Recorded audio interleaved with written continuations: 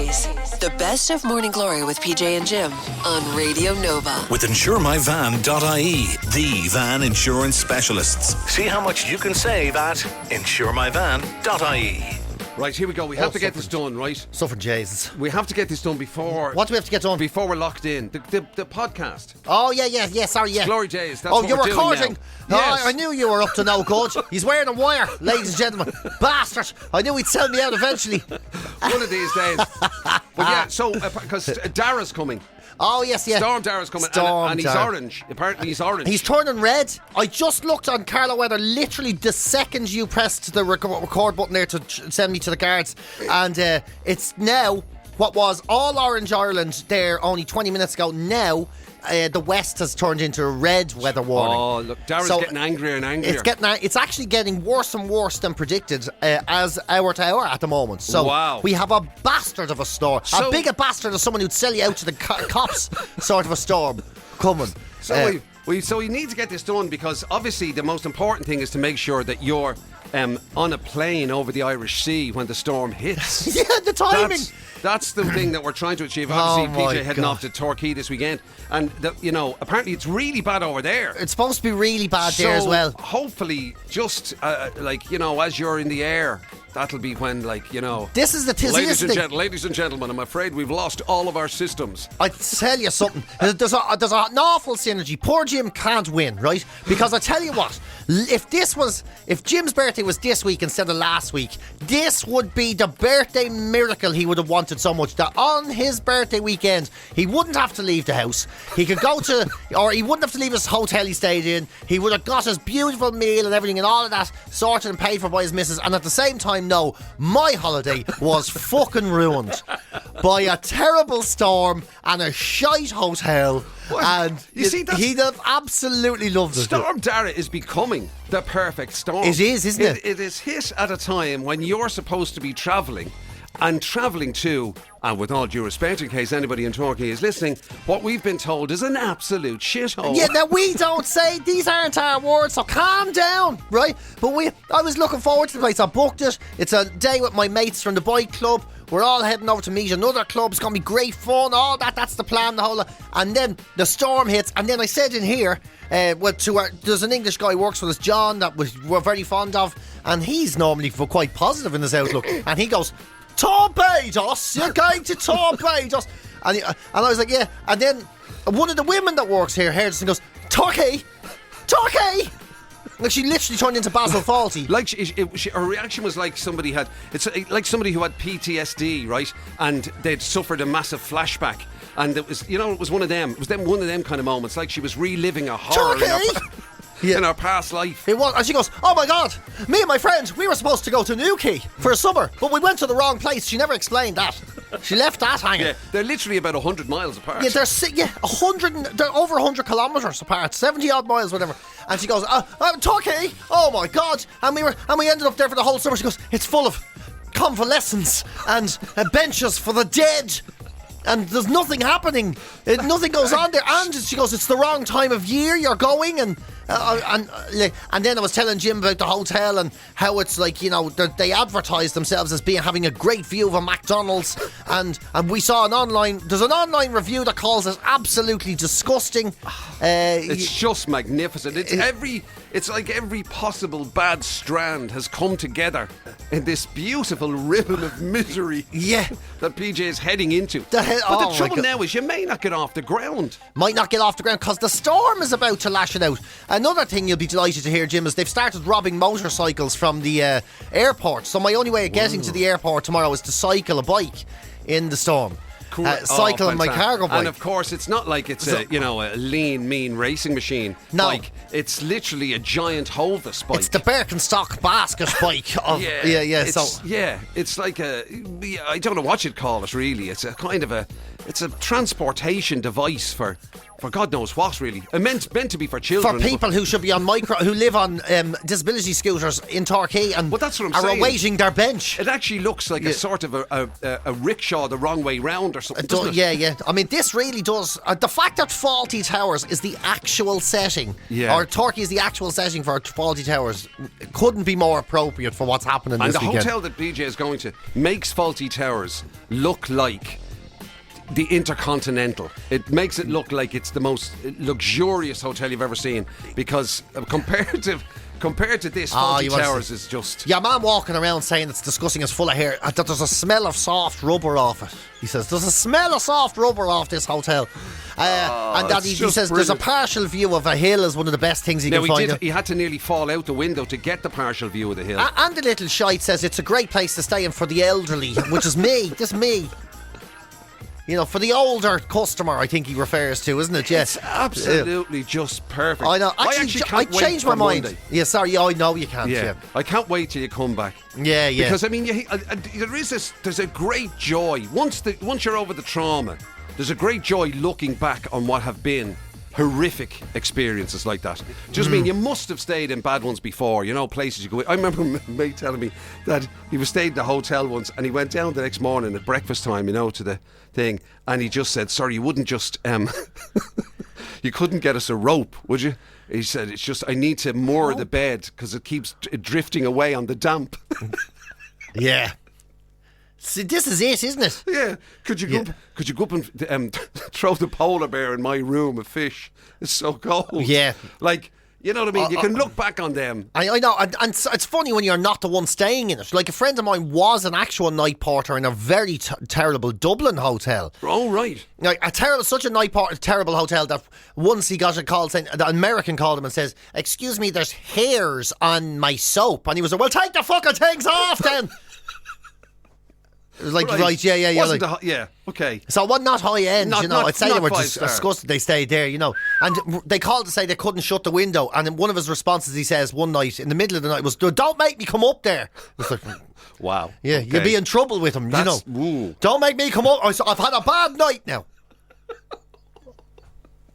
You know, so there is dodgy hotels everywhere. I mean, and the thing about it really is, they are everywhere. You only realise how dodgy some are because, you know, you've stayed in hotels. I remember going over to see a United match actually once with Dan. Oh, God. And, you didn't do the ferry thing? No. But we checked into this hotel. It was one of the big chains. I won't say which chain, but one of the chains that are, you know, cheap and cheerful or whatever. I might have stayed there myself, actually. But it's one of those where, you know, we checked in and then we went up to the room and the person who had checked us in knocked on the door to bring in the bedding. Ah, for God's sake. Yeah. Oh, we thought, okay, this could have been a mistake. Right, okay. This could have been a mistake. Well, remember the other presenter we worked with in the old station we were in?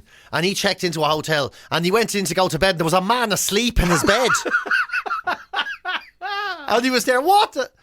He had to go down to the reception and say, sorry, there's a man in my bed. They were like, well, we've no other rooms. I don't know what to do, you know. Oh, my God. He was like, well, you could wake him up, you know. Yeah. I'd tell him I assume, why, had they double booked it or your man had just made his way in? I don't know. I actually don't know how the story got to that point, yeah. I'm trying, and there was one place I stayed in over in Italy, actually, in Naples, which is actually, it was a real bit of a kip there now. That's a mad city. Yeah. And I went down and I paid for bed and breakfast. And I said to him, I paid for breakfast. And he goes, oh, yeah. And he just bent down and got an espresso and handed me the espresso and a little cookie. I was there, that's it. Oh, my God. I was there, it was like 20 quid extra. He was there, yeah. He stood there next to him at the reception. And he had it under the table? He had it under the table. Oh, my God. Yeah. Literally an espresso machine and a cookie and a wrapper. It was there. I was there going, it's like not even a continental breakfast. It's just a cookie. And you're a tattooed 8-foot man. I'm not arguing with you over it. Oh my God. It's amazing, isn't it? Yeah, there's great comedy in crap holidays. That's the thing. As crap as they are. Once there's enough time. Once enough time has passed, you can look back, you can laugh back at it. I've never deliberately gone to a crap place before, though. This is the first time I've done that, you know? Right. This is the first where I'm heading off into a storm to stay in a hotel. Which of the geniuses within the bike club booked it? Well, that's it, you see. It's not exactly, you know, a golf society. It is kind of cheap and cheerful is the essence of everything. Right. Although I should have known when one of the lads turned around last week and says, I'm not staying with you and I'm not staying in that kip, and he booked another one about a couple of miles down the road. That could have been a giveaway. Yeah, could have been. Yeah. One of those, maybe it was worth having a check, you know. Yeah. I thought Torquay was fancy. I'll be honest with you. I thought it was a fancy place. Knowing the way that the hotel prices are over here, and I accept that over here it can be a bit of a rip sometimes. It's mental. But in fairness, when you have a hotel that's costing you £36, surely it's a sign. I know. Yeah, well, but Bruce Springsteen doesn't play in Torquay. He plays in Dublin. So you think there's always going to be a massive event that boosts up the prices here or whatever? Right. I thought that's just maybe the prices of far away England. Like you wouldn't get, you'd barely get a dinner. £36. It's not even €50. Yeah, it's probably not, is it? Yeah, probably not even €50. That could have been a giveaway. Yeah. Wait till you see the bed linen and all. It looks like it's been there since World War II, doesn't it? Oh, it's incredible. It's all that flowery, floral. And so is the wallpaper. And the wallpaper and everything as well, yeah. It's brilliant. And I love in the review as well, your man goes, so things I would change about this room. And he goes, mostly it's actually fine, except for it needs a new bath, a new floor, new wallpaper, a new toilet, a new shower unit, new sink, new window frame. And you're like, right, so basically it's just... Oh boy. The actual bed itself, maybe that's okay. Yeah. But look, at least you have a view of McDonald's. Yeah. Thank God for that. Because thankfully, he didn't give a food review. No. Sure, he didn't. It was just the decor. When you stay in a hotel and the actual hotel says, don't eat here, whatever you do, there's a McDonald's across the road. You can see it. When that's part of the hotel you're staying in, part of their selling process, you'd imagine I probably won't have breakfast in the hotel on Sunday morning, Imagine, but like Torquay it's a tourist town. It is. It's like supposed to be. Right. I thought it was town. fancy. That's what I'm saying. Yeah. Yeah. In Devon. And like I say, I always associated it with those, summer season things that you'd see on the BBC Saturday night, and it'd be like, there'd be one of the big and a guy comes variety shows from the end of the pier. Yeah, and the guy comes out and thank you for me there. Yeah. My name is Sammy Sausage Head. Not my real name. Not my real name. My mother named me Richard Sausage Head. Hey? And you're like, oh, Jesus. That sort of stuff. So I thought it was like that. And we were joking about it, kiss me quick hats and, photographs where you stick your head through a cardboard cutout. And the elf is walking around with his belly out and a Newcastle tattoo across his belly. And slightly rude postcards. And 4 knots and a hanky on your head. Remember those postcards, those cartoon postcards? Yeah, saucies. Yeah. They were always, like, it's a very English thing, wasn't it, to be able to send a postcard with, like... a fat lad perving on a young one would be, like, he'd sent it to a family. It was the era of Carry On. Carry On, Oh, God, I hope you meet some... Bikinis flying through the air. I hope when you get there, there's a couple of kind of long-term residents in the place as well. Yeah, definitely. Like the major.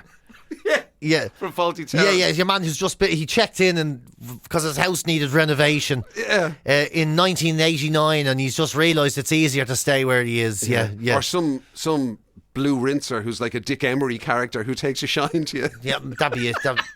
Be knocking around with him all weekend, I will. Oh my God. This could turn out to be the greatest holiday I've never been on. I know, it will be. I can promise you that. Well, wait here. I definitely have stories. It'll be such a shame if you don't get to fly. If you don't get to go now, I'll be so disappointed. But that's the thing. I'll be devastated as well. This is my this is my first holiday really since the babies have. Okay, granted, me and Jim went to the Olympics. That was work. Come on, we were flat out, man. I mean, who would have gone to the Olympics given the chance to see a best fight ever? Good Lord. But this is the first sort of like away. Yeah. No responsibilities away. So, yeah, of course, this is what's going to turn out. Yeah. This is an omen for you. This is basically just, even when you try to get a break from from life. I know. Life decides, oh, no, you don't. No. You should have gone to Haddington. Would have been much better. Oh, by the way, this could potentially be the start of PJ doing a tour of similarly shitty places in England. Oh, it will be. Because apparently there's a number of satellite towns that also have these kind of clubs in them and may yet have hotels even worse. Plymouth is the next place I'm going. Plymouth is my next holiday. Wow. I'll be going to Plymouth, North Cornwall, South Cornwall, and then I have on Land's End. We're going to Land's End, yeah. Surely they've got to have a couple of kips in this. Trust me. You'll find them. Yeah. Yeah. If these lads could find this Kip, they'll definitely find the future Kips. There's definitely a tour in that. Do you know that? Isn't there? Yeah, the Terrible Towns. Now, because I had been speculating that you were attempting to relaunch your comedy career. You know, I'm definitely not doing to that. embrace your age, get out the velvet dicky bow, start doing kind of, my mother-in-law I'm jokes. definitely not doing that. Yeah. And you could do it. You could do a tour of England's miserable towns. Imagine, yeah. What a brilliant name for a tour. Yeah. Although the people you would be very insulted in the towns you turned up in.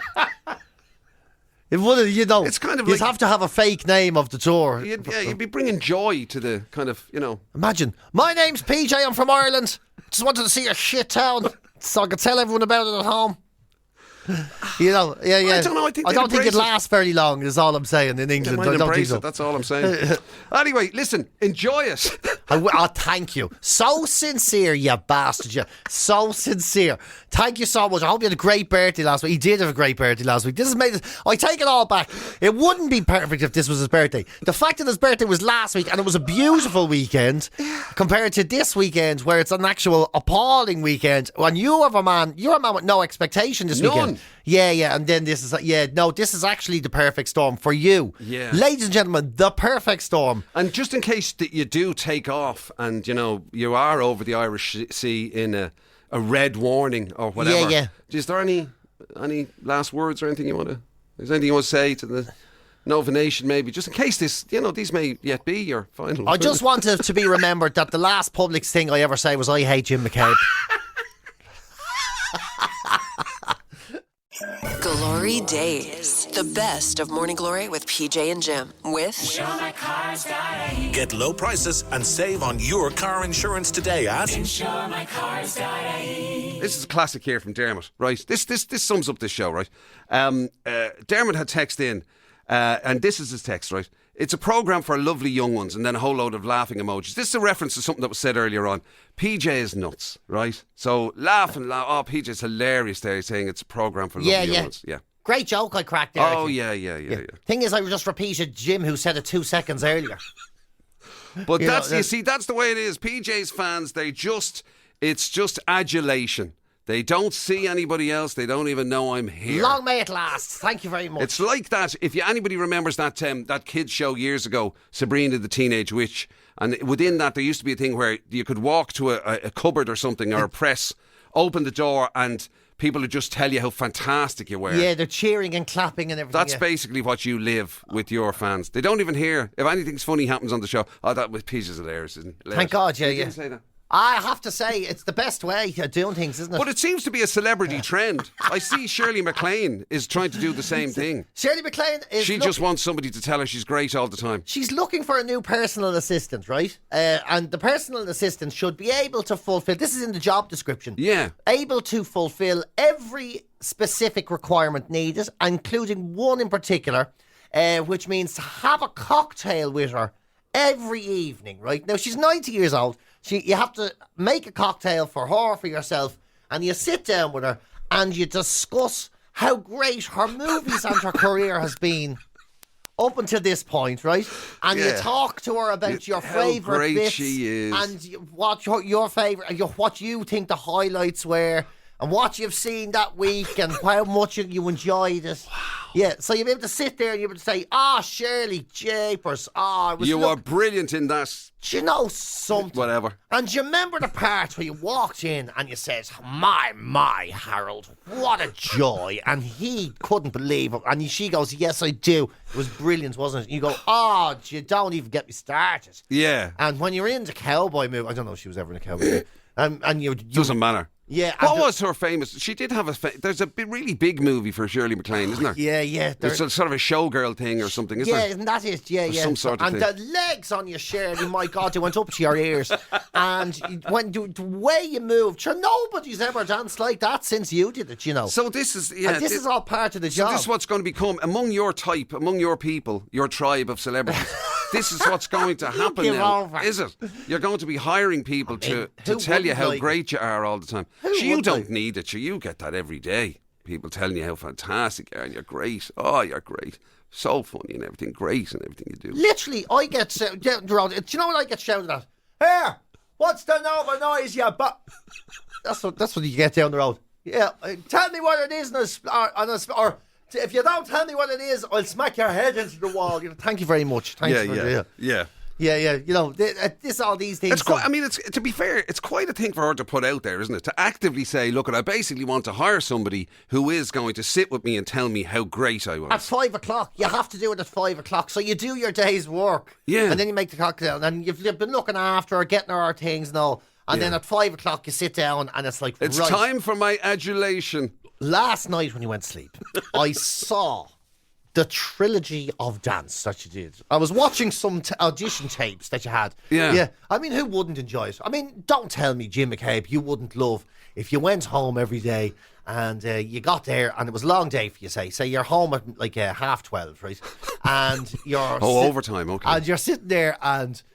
somebody comes in to you with, I don't know, you live in the mountains now. Someone comes in with a coleslaw and ham sandwich and they say, Jim, there you go. And they sit down and say, do you remember the time there today? PJ said this funny thing. And you go, I do. I said it first. And they went, oh, did you? Yeah. Because that's exactly what would happen. Oh, yeah, sorry, yeah, that's right. Yeah. Well, do you remember? That's what I get. That's what I get anyway. That's literally my life. That's my life. There's people turning around and constantly saying to me, God, he's gas, isn't he? He's gas. Yeah, no, he's very good, yeah. Yeah, no, he's got, remember, do you know what he said today? He said, yeah, no, it's funny, I was actually there. I was standing beside him when he said it was on the show. Yeah, very funny, very funny. And then he said this thing, right? I know. I was standing there beside him at the time. Yeah, but it works both ways, There's one person in particular I bought sausages off twice and he wouldn't shut up about it. GloryDaze. It's the very best of Morning Glory with PJ and Jim on Radio Nova with Get low prices and save on your car insurance today at And of course, speaking of celebrations, even PJ has accepted that the ultimate end of year celebration is on the way. We've had to embrace it. The studio's been decorated. He's referring to the Nova Noise jackpot as Christmas cash. It's the full thing. But even though yesterday we went through a bit of a checklist of the things about Christmas PJ likes. We found Christmas songs he likes. He has no problem with any form of Christmas food. He's actually released a Christmas song. He's been in Christmas specials. Unusual to hear Jim list off what is all comfort and joy when most of the year he's all headaches and stress. So to be honest, just saying. But let's remind Jim of the headaches and stress that comes with the year. How about that? Oh, I'm very well aware. Well, let's remind you because you seem a bit too happy to me. Okay, today. Time to bring you down because they're of course the usual experts are coming out at this time of year and saying, "Be careful, this is a stressful time as well." And there's all sorts of problems that come with it. Wrapping a million presents, kids waking up at 4 a.m, endless tidying, the fear of dry turkey, indigestion, running out of sellotape. The fear of dry turkey. Oh, the anxiety keeps people. Worse? Oh, is there? I don't know how people. Have you heard of gravy? Yeah. God forbid.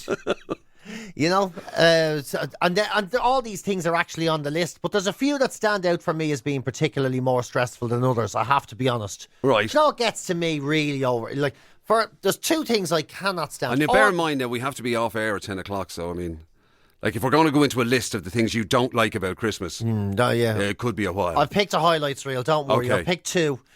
The feeling fat really gets my gripe. Because the only way... The only way through this ridiculous season We're fat all year round. I get particularly rotund by Why would going that through bother this. you? Because when you're just like someone's bought you a pair of trousers and you're already too big for them, you haven't even taken them out of the wrapper. I don't know what kind of trousers come in wrappers, but you know what I mean. Right. I'm surprised by that one. January comes, you just feel like a dried out turkey, a gravyless dried out. I would have thought you'd have embraced that. I embrace the food. That's what I'm saying. Yeah. And you resent the feeling of fatness that comes thereafter. I do. And the other one, organised fun. Oh, well, that's a major bugbear of yours. I can't get my head around. You're a spontaneous guy. I can't get my head. I'm not even that spontaneous. So just leave me alone. And do you mean now, when it comes to Christmas, do you mean somebody who turns around and then strikes fear into your heart by saying, "Let's play a game"? No, I don't want to play a game. Let's do Chris Kindle. No, I don't want to do Chris Kindle. Let's have a party. No, I don't want to have a party. Let's meet our family. No, I don't want to meet our family. Let's go to a Christmas market. No, I don't want to go to a Christmas market. You like Christmas markets. Let's stop pointing out what I'm saying that's incorrect and contradictory. I don't want to do that. Yeah. But to be fair to you, you've been consistent in your rejection of organised fun. I will say that. Let's do a joint card for our friend. No, I don't want to do it. And you know what the worst of organised fun as well is, particularly at Christmas time, right? And particularly when there's a few people are. Let's have a sing song. Oh my God! Yeah. Oh, I mean that is. I know. There are no words for the horror that strikes into my heart when people spontaneously decide that they all want to sing songs. Oh, you sing that one. Come on, Jerry. You know the one. You're very good at it. You know the one there. The one you always sing. What's it with the one with the sailor in it and all? Yeah. Oh, yeah. A spaceman came travelling. Whatever, yeah. That's right, it's a spaceman. Sorry, I thought it was a sailor. Yeah, well, no, I'll do it as a sailor. And it's the only time. You're awful. Right. God, I hate sing-songs. I hate sing-songs like that are the only time you'll ever wish your inappropriate uncle turned up, isn't it? Is when the sing-song happens. You start goading him. What do you think? Tell him what you think of Trump. Tell him what you think of Trump. He didn't go far enough. GloryDaze. The best of Morning Glory with PJ and Jim. With Get low prices and save on your car insurance today at InsureMyCars.ie. There's an interesting little story in the paper today about somebody who, well, it would have been a big hero of yours back in the day. Lemmy Kilmister from Motorhead, of course. Yeah, one of the best, one of the best rock icons when it comes to just a madness. He just summed up what a rock and roller should be, didn't he? Yeah, and in true style, even after his demise, he still managed to get a bit of rock and roll into his non-life. Yeah, into his non-life. He's still been going to all his regular haunts in his non-life. I know that sounds bizarre. He died in 2015, right? And his ashes have been travelling around. He's never been buried or sort of scattered, if that's what you'd say. So they've been travelling constantly between his favourite restaurants and bars and everything still. So somebody picks them up, they take him to the Rainbow Bar and Grill in LA, and then they get travelled to the Rock City in Nottingham. They like to go to Hellfest in France every year. So these things, his ashes do the rounds. His ashes are permanently on the move with somebody. Yeah, they spend weeks or months in certain times, and then someone goes, Hellfest is on, I'll take them over to Hellfest, and then they'll come back to his favourite bar and grill. And now they've added another place on. So his ashes for a while are going to Stringfellows, some of his ashes. So his favourite strip club. They've divided up his ashes, such as the public demand. The public demand, yeah. So much going on, he had to divide his ashes between venues. Yeah, exactly, yeah. So his ashes are going to his favourite strip bar. Apparently he used to love going to Stringfellows back in the day. And Todd Singerman, who was his manager, has said, that they Stringfellows and the ladies there held a very special place in his heart. Did they? Yeah. Special place in his heart? Yeah, and they'd like to think and know that he's definitely would be relieved that he can get back to enjoying one of his favourite places. And they're going to have a ceremony and everything in the strip bar to honour Lemmy and to place the ashes. They're doing a new urn where they're going to put the ashes into an urn, and Filthy, the guitarist from Motorhead, he's going to be there to unveil the ashes in the strip club. What a classy event! Brilliant. This sounds like Brilliant. What a classy event. It's very, to be fair to it's very rock and roll. I wonder if it's black tie. Very rock and roll, isn't it? Very rock legend kind of way to, isn't it? Yeah. As I say, to celebrate your afterlife, which is fantastic. But the weird thing, when you split ashes, right? Yeah. What's the thinking behind? In fact, can I just ask a question? What's the thinking behind the ashes spreading and whatnot anyway? I get the idea that people say, this is somebody's favourite spot, this lake or this mountain or this whatever. Yeah. So is the idea then that's poignant, when your ashes go there, then you get to stay there? Is that the idea? I don't honestly know. I don't know if it's about the poignant last goodbye in their favourite place. I don't know if it's to do with the whole, for here you shall ever rest and be. Because what happens if it just gets blown off into a different place? Which does happen. That happens. My ma was doing her sister's ashes down in Portmarnock Beach, and they blew all over the sand and everything. Speaker fell over and all. Yeah, it was very you could embarrassing. end up in like somebody's sandwich or something, or Do you know what I mean? It's just anywhere. Well, yeah. And 'Cause, I then mean, if you people- think the spirit thing, if you think, the spirit is up there, whatever, or is it in the ashes? And if you split it, how do you know? Do you get it? I think you have an arm and a leg over there. You don't, you don't, do you? Yeah, yeah. You know. You do the whole, some of their presence will remain in this favourite place. Exactly. And some in this favourite place. I don't know, I don't know. I mean, don't get me wrong, I'm not against the idea of... mind you, it would be lovely, it'd be lovely if when Jim died, we got to do the cremation. It would be lovely, would it? We'd have a great day out and we'd get to do the cremation and all. And then we'd all say, Have you decided on being cremated, by the way? Oh, I have it all planned. You've decided, have you? Excellent. And we'll be there. Jim McCabe, we know his passions in life. We're off the domestic. He loved his gardening gloves and he loved his local beer. And then we'd spread your ashes on the ground and get them hoovered up with your favourite Dyson. That'd be very good.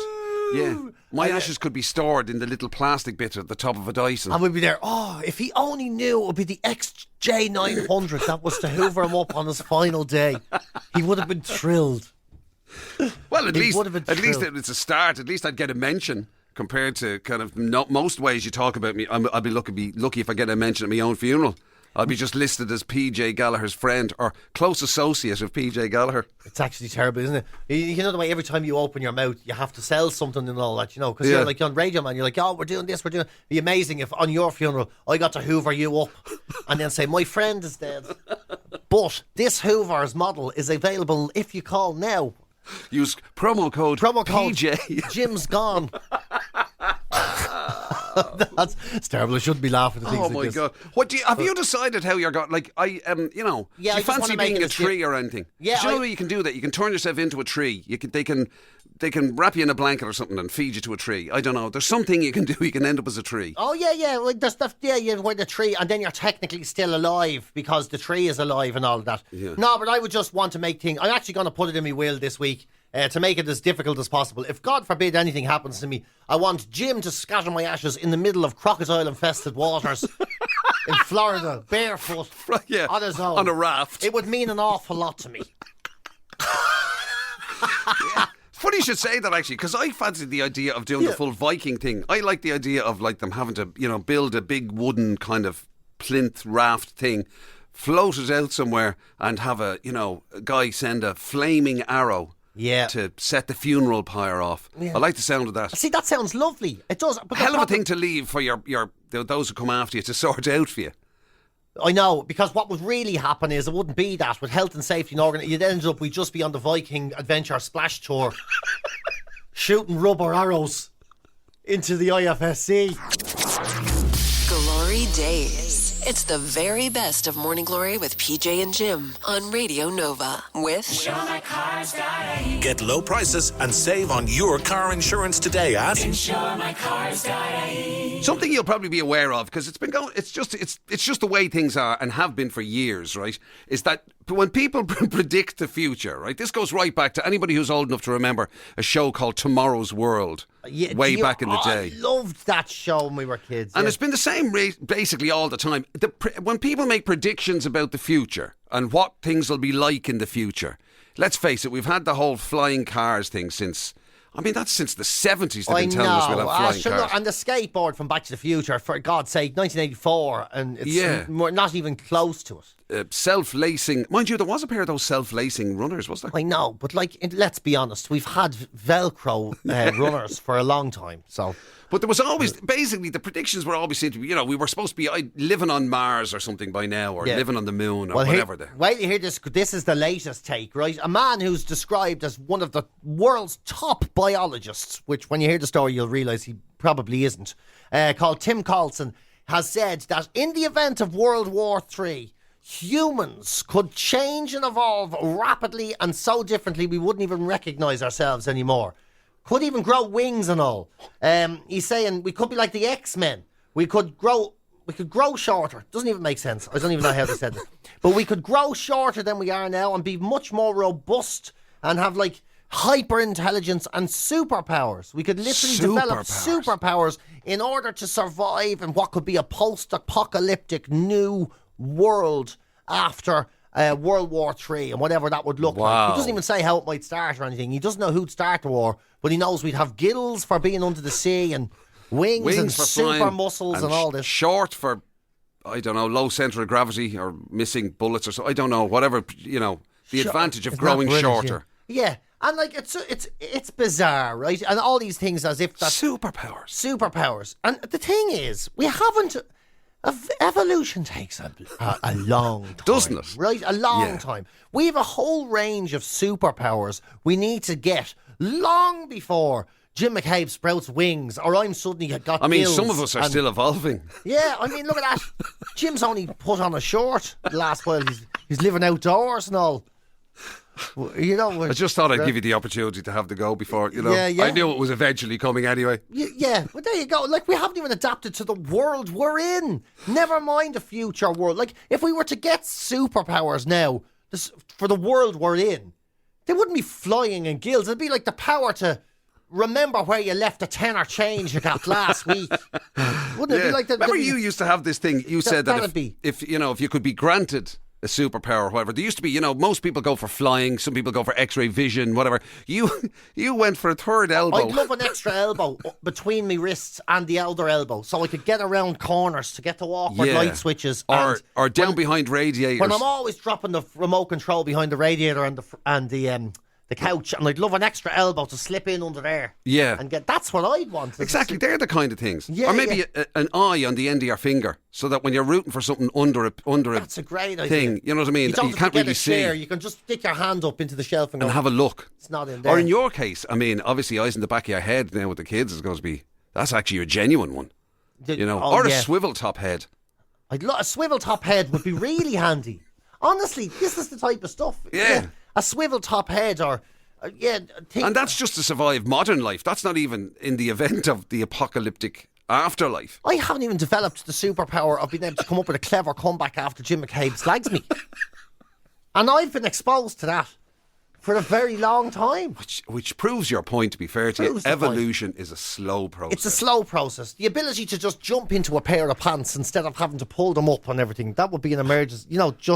Just jump into a pair of trousers. I'm with you on this. Superpower. It's a lot more practical, worthwhile. Yeah. Jim's superpower would be, I'm going to sleep for one whole night.